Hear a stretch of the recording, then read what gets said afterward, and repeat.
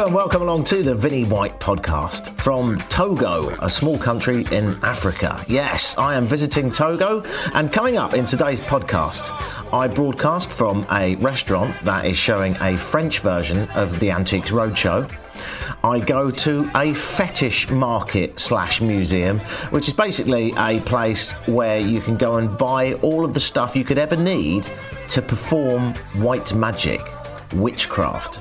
Yes, a witchcraft market in Togo. That is proper weird. Also, coming up later in the podcast, I chat to Charlie. Charlie, you might remember, is the guy that I was riding along the road on my motorbike and I saw a white guy in the middle of nowhere in the countryside of Ghana, and I stopped and asked him what he was doing, and he said, just walking from Denmark to Tanzania. Charlie's been on the road for literally years, and he will continue to be on the road for many more years to come as well. So coming up in this podcast a little bit later on, back in Ghana, I will talk to Charlie. Yes, I caught up with him and we had some dinner. So we'll put that interview out as well. It's really fascinating about a man that currently is in Ghana that has walked all the way from Denmark. Obviously, this guy's got some story, so I couldn't wait to talk to him, and it was really, really great to get involved with him. So all that is coming up. Also, if we get time, it might be in the next podcast, I'm not sure yet. I'm going to church with Charlie and another couple of people and some hidden microphones in Ghana at 2:30 a.m. Yes, church is a late night affair in Ghana, and I went to church and recorded some of it, so I'm going to try and chop that up and play you some of that. So all that is coming up on the podcast. I am in Togo and Ghana for a Vinnie White special.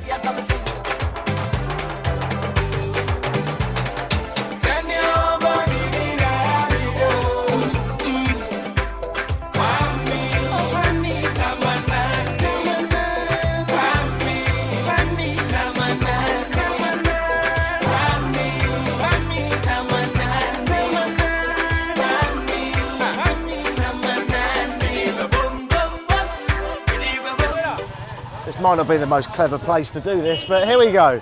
I am in a market in Togo. Yep, I'm in Togo. It's still hot, it's still noisy. There's still women carrying things on their head. It's still mental. But the good thing about... whoop-de-doo.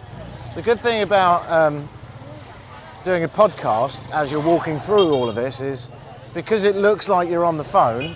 Well, actually, I'm holding something completely irrelevant up to my head in case my phone got stolen, which I don't think is likely. But basically, what I'm saying is I am walking through Lomé in Togo with a book held up to my head that looks a bit like a phone, so that no one bothers me, and I can talk to you about what I see. I don't really need to describe what I hear, but I should probably describe what I see. A lot of fabric, a lot of motorbikes, a lot of cars who are in a real rush to get somewhere. Same all over Africa. A lot of hubbub, usual stuff. Dusty streets, all kinds of drinks. There is one or two massive differences between here, though, and neighbouring Ghana. First of all, in Ghana, the bread is bloody awful. It's really sweet and rank. Here, in the market, they're selling French baguettes. Oh yes, the French left a good impression, and the French did a good thing there. That's another thing. Not only do they eat French bread, quite obviously, and slightly more importantly perhaps, they also speak French, as well as all their various... Oh, hang on. Don't hit me. Oh, no horn. Amazing.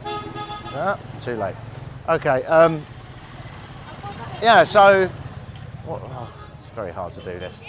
Anyway, it's French. Here's some facts from the comfort of a nice, clean, safe, slightly cooler hotel room that I can give you about Togo. Ladies and gentlemen, I give you Togo facts. Welcome to Togo, officially the Togolese Republic. It's a country in West Africa. It's bordered by Ghana to the west, Benin to the east, and Burkina Faso to the north. Togo covers 57,000 square kilometres, which makes it sound quite big, but actually It's one of the smallest countries in Africa. It's got a population of about 8 million people, and 1 million of those people live in Lomé, the capital, and where I am visiting. Education here in Togo is compulsory, but only for 6 years, meaning it's not the most developed of countries. If you do want to make money here, then it's probably going to be in coffee or cocoa exports. I settle in a restaurant showing live daytime TV, beaming all the way from France. It looked like a French version of the Antiques Roadshow. It's just kind of weird watching people discuss antiques in France. When outside it's 35 degrees and there's a woman walking past with 200 coconuts on her head. What I'm saying is, I don't strike me as the sort of people that think, you know what I want to watch is what's going on in the Paris antique scene today. Weird. Anyway, I was in the market and now I'm going to the fetish market. That's what it's called. And the fetish market, according to my guidebook, it stocks all the ingredients for traditional fetishes. Not a sexual thing. Fetishes as in witchcraft, I suppose. They have porcupine skin. They've got serpent heads.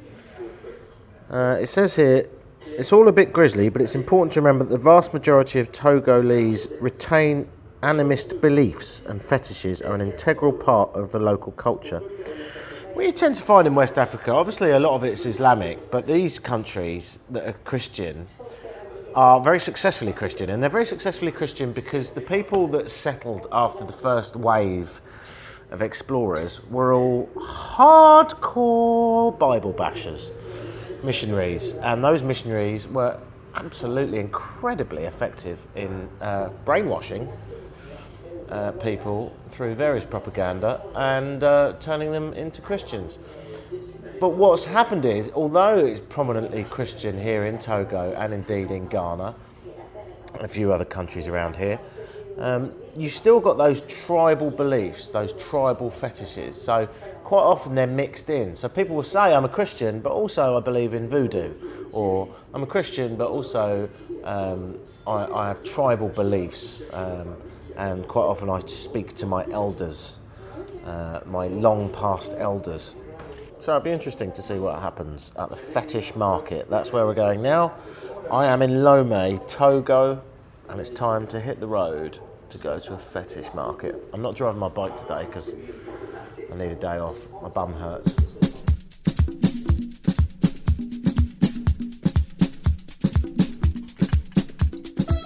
Give me 500. Yeah. Is that okay? Is that not good? Yes, give me two, it's not bad. Two's here? You don't give me 500? You don't love me anymore? It is not bad.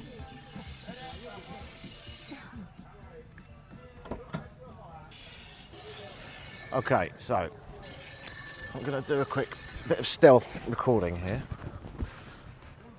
Sure, I'll be there in a sec. My taxi driver has dropped me off at the fetish market. Not sexual fetish, voodoo and stuff. I'm going to meet the boys. 3 African fellas dressed in full garb. Hi guys. How you doing? Bonsoir. Bonsoir. How are you? Good.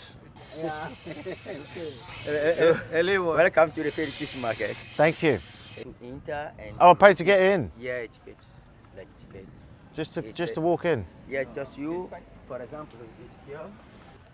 Beautiful. Thanks. Okay. A ticket or not? After I can give you for risk. Afterwards, you give me No a ticket. problem. After I come to give a ticket. Well, why don't you give it to me now? What? You know what? I just want a ticket right now. Otherwise, it all goes in your pocket. I know what you're doing. I was led to a table of beaks, bones, and feathers. Are these? What are they? Dead birds? What is that? Oh, there's dead birds. Yes, that is bird. Yeah, but Wow. I don't know the name in English.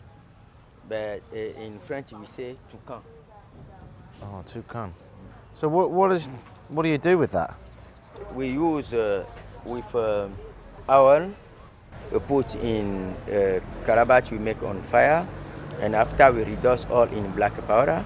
With blade we cut our skin like this, and we put the powder in. That is it to protect and to cure witchcraft.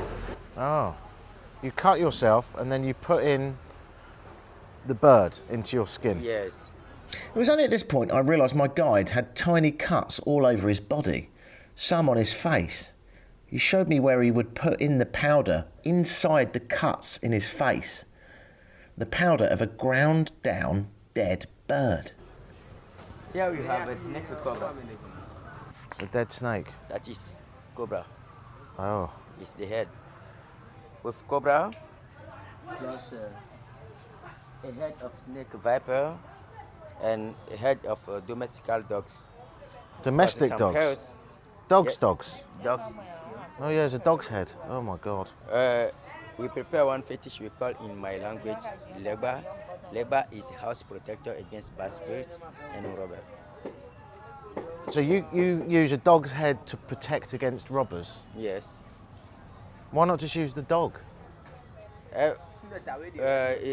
We use also to prepare medicine to protect against dog bites. You use, really? That's incredible. Yes, really. You use dog head to Yes. protect against dog bites. What's the cobra for? Is the cobra to protect against cobra bites? Yes. Oh, makes sense. A head Oh. of horse. Head of a horse. Yep, that, I'm looking at a With horse's bone, head. With a bone of a horse, Yep, plus a bone of an elephant and hippopotamus. right. We prepare one fetish we put in bath water to bath our body. Is it first to cure a stroke? Yeah. Second, is it to give force to old person or a baby, to give him force, to be very strong. You use a horse's head. A bone. Ah, the bones of a horse's head, Yes. the skull, and then you put it in hot water in the Water, bath, Yes. and then you put the baby in the bath. No. No. We make water on that, and then we use the water to bath baby. Oh, okay. So you take the head out and then put the baby in, Yes. and that makes a baby stronger. Yeah, it will be strong. Is there any evidence of that, or? It's for every person Yeah. and also for old man. Is it? Have you done that with your children? Have you put a horse's head in the bath with your? Have you got children? Yeah. Yes. Did it work? I was Are they strong? Yes. Strong babies. So just one more question. Yes. You have babies, right? And you put a horse's head in the bath, and then you take the horse's head out, and you put the baby in, and the baby's stronger. Yes. When it's not only horse bone, we add in an elephant bone Elephant and bone. hippopotamus bone. Right. Yes. 3 Yeah. bones we put there, plus some herbs, and after we collect the water to bath baby. I see. And you've done that. Yeah. Have you got strong babies? Yes. Yeah. Strong baby. So I guess it worked. That's interesting. They don't do that in London. In London. Well, it's hard to get the elephant Yes, bones. and where we will get elephant bone. Exactly. It's forbidden to our country. Yeah. The smell of dead animals is quite pungent. Here we have a horn of a cow. Oh yeah. In former time, our grandfather used to, like a trumpet, to alert the villagers when the village is under attack by enemy. Oh. And Can you do that? yes, You need to chop the they bill. make a hole here or they catch here, and nowadays we use in a traditional African dancing. Do you? Oh, wonderful. With drums. Yes, with drums. Okay, I'm looking at a table in front of me that has monkey heads, possibly. It's hard to say. Oh, yeah, there's a monkey head. Yeah. Is that a monkey head? It's monkey's head, cat's head. Cat's head? a parrot's head, Parrot's plus head. colibri, plus some herbs, all in powder. We mix with honey, with teaspoons. We drink small quantity every morning. This is to have good memory. Does it work? Yes, they were. I need some of that. I've got a bad memory. Please, in Africa, Yeah. we know some medicine is a traditional, and then after colonization, we come and impose modern medicine to us. Do you ever go to like a normal pharmacy, or do you do everything? Here is like a traditional pharmacy. It is, yeah. Yes. Yeah. Traditional pharmacy. Is it expensive? I mean, how much is a dog's head? Dog's head? Yeah. You like to buy it? Well, not really, no. But I am interested how Yeah. much it would be. Maybe like 7,000. 7,000 for a dog's head. That's quite expensive. It's expensive. Is it? I don't know actually. How much is a dog? How much you buy? I can't be. Where do you get? Okay, we are not a hunter. We are here. We buy and resell. If somebody go to hunting or to get the animals who die natural, they collect the rest and come sell for us. I see. Yes. Okay. Now I feel a bit wrong being here. That I is notice purification. everything's natural, isn't it? It's all about. There's a table in front of me with maybe 100 different dead animals. You've got dead snakes, you've got dead mice, dead chameleon, dead birds' heads at least, dead toads. Is that a toad? No, it's the head of snake viper. Oh, it's the head of a viper. Everything's about dead animals. Do each of these animals do different things for you? We have here some animals who hunter go hunting and kill, eat and come sell the rest. They die natural. Yeah. We are here like a simple seller. Yeah, I understand. I'm still wondering though, does everything do something different? So this is good for your legs, this is good for your head, this is good for your memory. Yes, okay. That is like we was learned that when we our work is translated to father to son. When you your father after consult shows you, okay, it's you who will change me when I will die. You come and they initiate you. Ah, well, there's some chameleons drying in the sun Yes. next to a It's animal bird's who die natural. bird's head. This would be a good place for a horror movie. What's this stuff here? That is herbs we use to compose some fetish. How? What, you burn it or you cook it? We grind it, we put oil, we cut in pieces. Oh, there's the skin of a cat. Yes, butch cut. Okay, oh, it's a dead cat with no eyes. Fucking hell. Well, that is really quite smelly. What is this guy? It's sheep. It's a sheep. So, is this witchcraft? Would we call this witchcraft? Black magic? Yes, not. We have a black magic, but here only we use a white one to defeat the black. Ah, so what is black magic then? Black magic is we use to do bad. Oh, is that what that is? Yes. Ah, this is to protect and to make sure everything's all right. Yes. But you can actually do harm on someone through black magic. Well, let's not do that. Let's make the world a better place. Yeah, black magic is not good. Although, if you want to do some black magic on Donald Trump, that would be fine. You know, Donald Trump, he needs a little bit of black magic. Donald Trump is foolish. I don't like him. No, nor do I. No. Can we do a little bit of black Because magic? they come and do bad, refuse passport to, no. They will be like Obama. It's good. Yes, exactly. I liked Obama. Yeah. So let's do some black magic on Donald Trump. Wow. Well, that's great. I'm glad I came. Yeah. More heads. Oh, there's an aardvark. Well, that's a new one. That's a dead aardvark, which, by the way, looks quite like a live aardvark. It's natural. How long has it been dead? Maybe 10. What, 10 years? That's 10 years. Oh my God. Oh, he's turned it upside down. Oh my God. Now, you work here every day, don't you? You're here. Every day. So for you, this is all very normal. It's just like a normal supermarket. Okay. But for us white people, it's quite weird. It's good. It's good though. Yeah. Crocodile. Crocodile. We put the head of crocodile. Yeah. Plus starfish. Starfish we add into head of crocodile plus some herbs. We have one fetish we call in my language mami wata. Mami wata is mamel. Mamel is the spirit who protects a marine in big sea. That is a viper. Well, I've never seen anything quite like this in my life.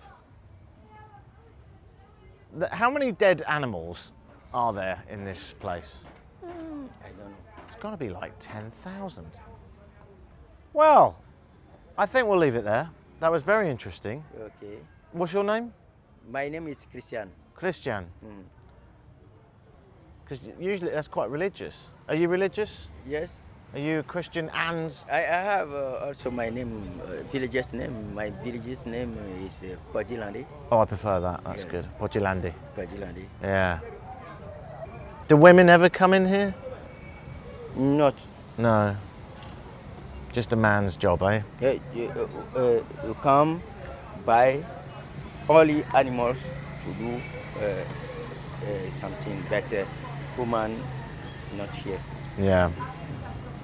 Well, I'm going to leave now. I need a beer. Is there a bar around here for a beer? Beer? Yeah. You need to drink? Well, beer? I don't need to, but I want Okay. to. We have Great. Wait and take. Jealousy for shame. Why you go quench?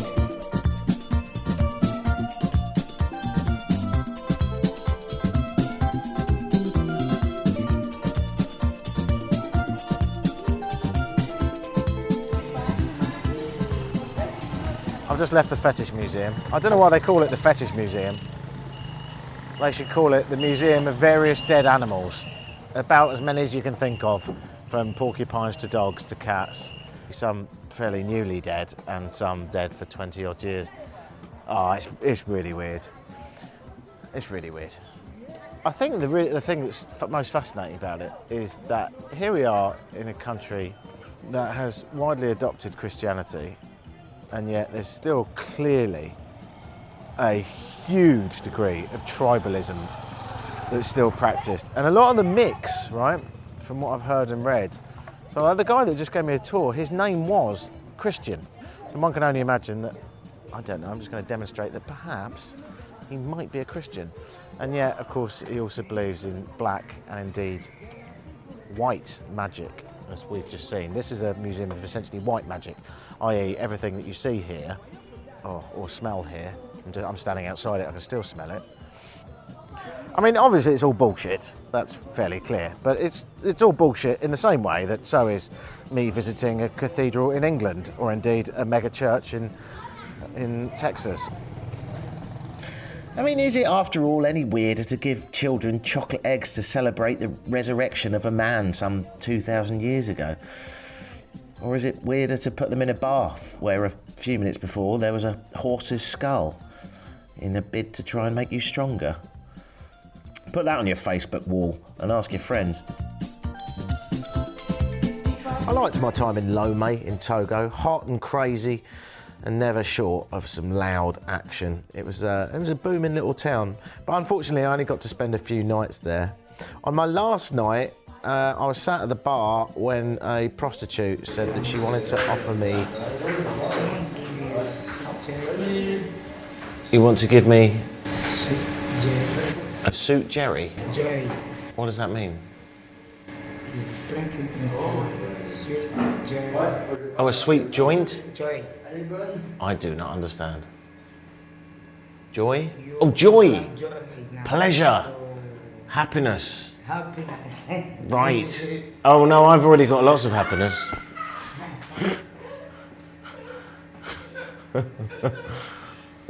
I've been very happy.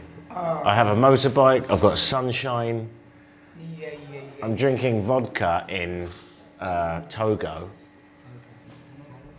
Because I feel like our relationship is quite new.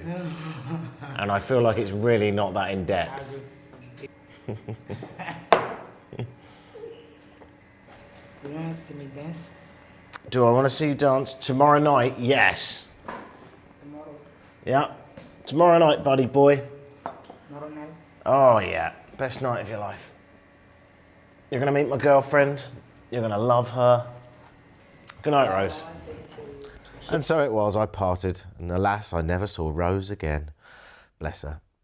So it was back to Ghana.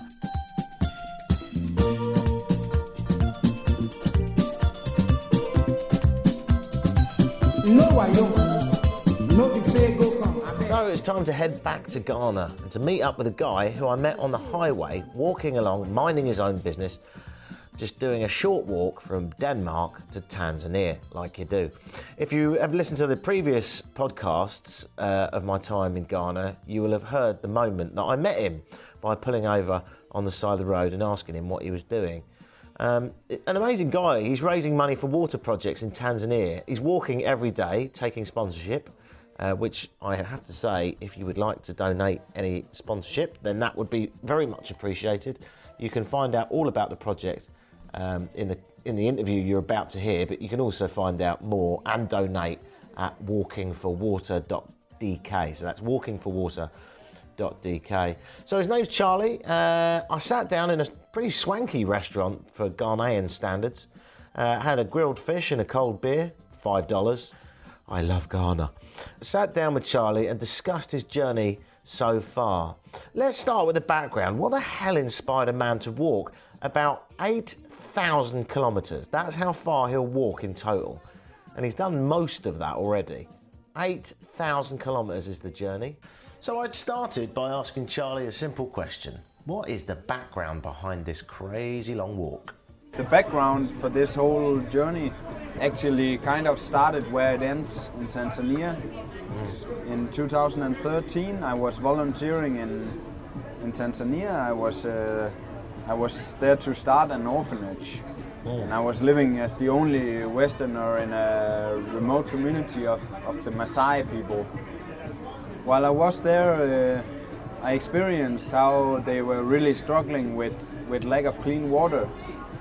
We on the orphanage could buy water to get delivered in big barrels, but the poor people in the village could not do that. They were walking with their donkeys. So early in the morning the women would walk out with their donkeys and come home in the afternoon with buckets of clean water. Other people, they don't have the physical endurance or the time to spend all the day walking for water. So they will drink contaminated water, take contaminated water to use for domestic uses. They wash their clothes in cow piss. I mean, they really economize with the water. And So they're desperate for water, they can't even get unclean water to wash clothes? No. Wow. So it's something that when you come from Denmark or England or any Western country, we are used to even the smallest apartment have several sources of clean water. I mean, it's really a shock to see that in this world that seems to get smaller, it's a 7-hour flight away. There are people lacking these very, very basic needs and who are actually dying from diseases. So unlike a lot of people, you decided to walk from Denmark. When I saw this, I decided, okay, this is my opportunity to give my life a purpose. That is it's worth waking up to, you know, and it's worth dying for. Yeah. And speaking of which, and I think you're amazing and I love what you're doing, so please don't take this the wrong way, but you're going to go through the Congo. That's quite dangerous. yeah, that's what people say. Yeah. I haven't been there, so I don't know. Yeah. Is there, I mean, you're obviously got quite a chilled persona, but is there anything that makes you nervous about doing that? Would you die for this? Yeah. Yeah. I have no doubt in my mind I will finish this or I will die trying. Yeah. And that is maybe also what makes it easy, because it's like a pledge I made to myself. So I have thrown away the canceling cards, you know. Yeah. It is for me. It's there's only one way. No man's land. Better big down there. Different your walk, different my own, different your name, different my name. If I do my thing, make you not jealous. If you see my action, make you not jealous. I met you at the side of the road about a week ago, Yeah. and you were pushing a lot of stuff, dressed as, may I say, some sort of medieval warrior from the Sahara, covered in white robes, sweating your balls off. I was wearing my jalaba, my Moroccan jalaba. Did you get that in Morocco? Yeah. Okay. I bought it in Morocco. It's very nice both to walk in, but also just to chill in, because the thing when I walk, I'm often under the sun. Yeah. I'm in Africa now, and I have been in Africa for the past 1 year and 8 months, and it's hot here for my pale skin, you know. Yeah. So if I don't wear long sleeves, I will lose my skin on my arms. This jalaba is very, you know, loose. You still get air in. I say, Bobo, I say, Bobo, I beg, get down, man. You must stick out like an erect penis around here. I mean, first of all, this trek, which has so far taken you 2 years and 8 months, I thought when I first saw you, oh, what a solitary existence. But of course it isn't, because people run out of villages to greet you. You're an anomaly. Do you ever feel a bit overcome by children hanging off you, people wanting you to go into their house? Yeah, it's my biggest challenge here is to not be arrogant, you know, to keep smiling, because I have to remember I'm a guest in this country, or in every country I go, I'm the guest, and they have their culture. When everybody is very intimidating for Danish standards here, it's very normal for how they are living among each other. There is not the same moral code. There's a lot of shouting and there's a lot also what of Westerners might view as intimidating behaviour. Yeah. Is that fair? I think most people are just very curious, and they are not used to seeing white people walking through their villages. Obviously, it's not something that happens ever. So I can understand why they are interested in knowing what is going on. You've got that sort of difficult balance between not ignoring them, because that is arrogant, but also not getting too involved. But sometimes it's less arrogant if I just have my earmuffs on and act like I don't hear them, you know. It's less arrogant than actually recognizing them and not coming when they try to wave towards me or start walking towards me, because I cannot stop 50 times every day. Just 5 minutes, then I never get anywhere, and I also get out of my flow. And this guy has been walking for 2 years and 8 months from Denmark, is heading to Tanzania, not in any way the quickest way, and is currently in Ghana. So 2 years and 8 months on, looking like it's going to be quite a while longer before he gets to his final destination. That must be quite psychologically demanding, is it? which part? But your end goal is so far away. Yeah, I think it will take another 2 years from now. Do you really?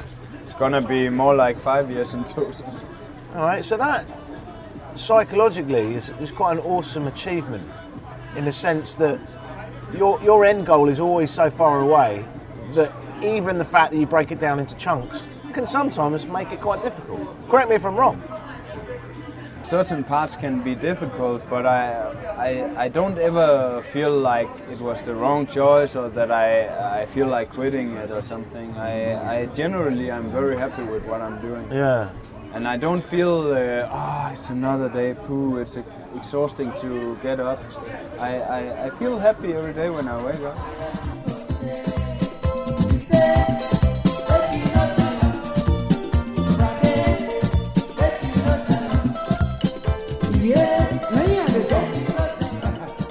Can you imagine the moment when it's all over?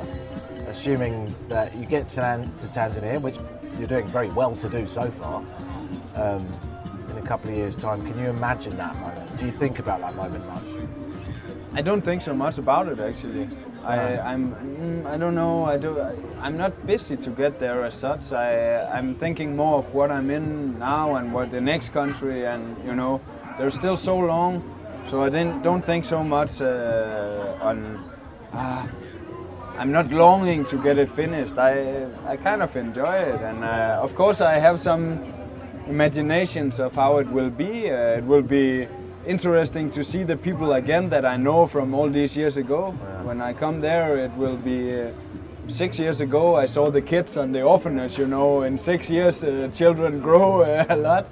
So I'm looking forward to seeing them again. I'm looking forward to seeing my good friend and translator, Nick, who was the only one I could have deeper conversations with when I was living in this village, because everybody was speaking Kimasai, and I don't speak Kimasai, so he was my only really close friend, and he's also a part of the organization now. I'm looking forward to greeting him again in person. What is your parents? Are your parents still alive? Yeah. Are they still together? No? No. What did they say about this? Actually, my mother was very supportive all the way. Yeah. She, when I was very young, I was in Afghanistan as a soldier, and that was very hard to my mother. She was really getting depressed on this, and she tried to talk me out of it for a long time, and she experienced that the only thing she got from this was me taking more distance from her, because I'm an adult man, I make my own decisions, I don't need all this negativity around it, So I think she learned a lot from that, and after, when I have been doing long journeys or whatever, I never been to war since then, but other journeys she have just supported me instead of trying to talk me out of it. My father, on the other hand, he thought it was plain stupid. Does he still think it's plain Not stupid? Not anymore. So what's changed? How? I think Because you're not dead and you're raising money? He see that I'm happy, Yeah. See that I'm happy with what I'm doing. He see that it makes sense, and today he is a part of the organization. He is helping with small things, and I'm happy to have him along. Both have been visiting me several times on my journey. Yeah, I remember you saying that whenever they're in town, you get to stay in a nice hotel. Yeah. Because nice normally I never pay to sleep. Yeah. But sometimes people visit me and they want to sleep in a hotel normally. They don't want to sleep in a forest. So in then a they hammock pay with for you. me. Yeah. Weirdly, they don't want to sleep in an anthill. That's amazing. So you've got a couple of years to go. You're doing bloody well. If people are interested in your project, where do they find it online? They can go to the website walkingforwater.dk. Walkingforwater.dk, as in Denmark. It's in Denmark, but the language is in English on the website. Okay, cool. And you donate a little money to make sure that those Maasai villages That's also possible, yes. get some of the water they need. Yeah. Charlie sleeps most nights in his hammock, unless he's in a capital city, and then he'll treat himself to a hostel. Sometimes he sleeps outside between two trees, and sometimes, when he's in small towns, he'll stay in the local police station. Sometimes he'll actually even be put in the unlocked cells for the evening, so that he's safe and secure.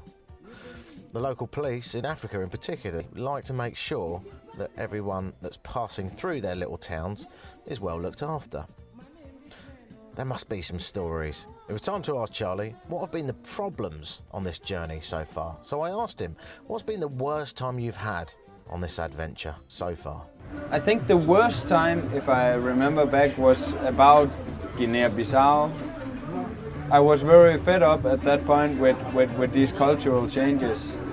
And when I came to Guinea-Bissau, maybe I was unlucky, but I found that people were more rude than usual, and I just felt more agitated, my fuse was getting shorter and shorter, but it went over again, and I'm getting more used to the... But there was no incident, there was no mugging, no stabbing, nothing? No, I haven't been stabbed yet. Mugging, well, maybe, but... What do you mean maybe? And how is that how is that not number one, if that's true? You've been mugged, but you just sort of ignore. No, mugging, okay, I thought you said mobbing, like, I don't know, what mugged, like robbed? Yeah, robbed. Have you haven't been robbed? been robbed. You haven't? No. Not at all. I think that's one of the most important lessons of this entire I have not broadcast. And for people that think Africa's dodgy, this man's been Exactly. walking for 2 years and 8 months. Yeah. Staying in the first middle year of was in forests. Europe. But a year and 8 months I've been homeless in Africa, and nobody attacked me, nobody robbed me, nobody stole from me. Think of that. I mean, that is phenomenal. The best time, one of the biggest highlights for you. I was in the Gambia during the recent transition. They had a dictator for 22 years. And while I was there, they got a new president. Imagine a country where you have been living in fear of speaking your mind and in poverty because he was very Pan-African. He didn't want much to do with the world. And suddenly there is a lot of opportunities. All the workless people, from one day to another, they get day contracts to start building a future. You know, it was really an amazing experience.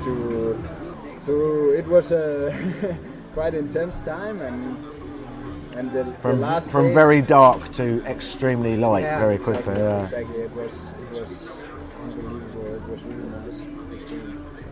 Well, Charlie, walkingforwater.dk. People can follow your journey, see exactly where you are, hopefully check out that you're not in any trouble, and indeed donate to the project. Follow the website. Follow the Facebook page, because that's where I upload. Good luck with the rest of it. Thank you. Cheers. Yeah, skål. as we say. Skål. And to the other poor bastards that had to sit at the table and not say anything during this, French and American, what have they done to deserve this? Thank you very much. And Charlie, we wish you the best. Thanks a lot.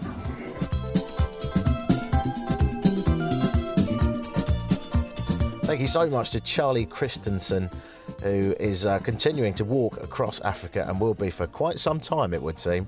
I'm going to catch up with him on another edition of this podcast. I think the next one, what we'll do is we'll have a look where he is so far. I can tell you, actually, he's out of Ghana, he's gone through Togo, and he's in Benin, but no doubt there's been some adventures along the way, so we'll ask him how he's doing in the next edition of this podcast. Also, I should mention that after that interview, I had quite a few beers and then ended up at a luxury swimming pool on the roof of an apartment with a woman who I think sells cocoa beans for a living.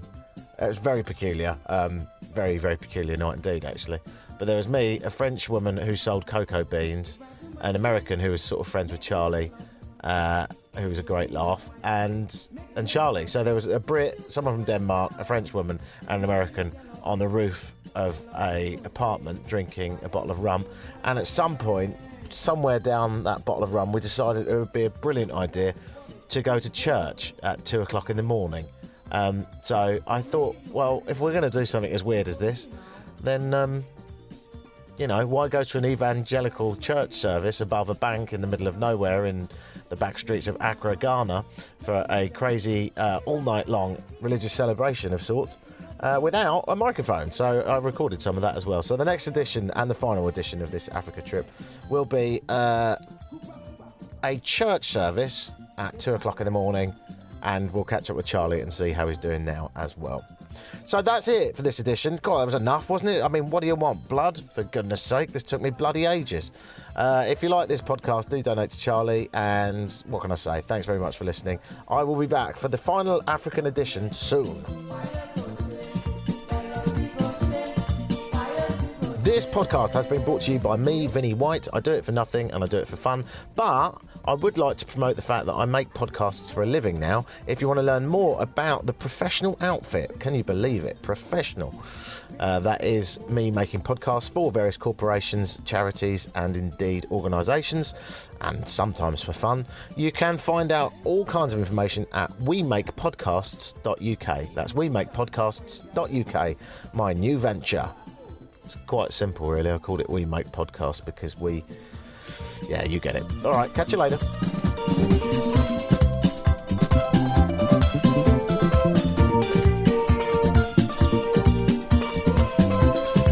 You be driver, I be a boro. You be trader, I be farmer. Make you not jealous, if you jealous, you go quench. Jealousy go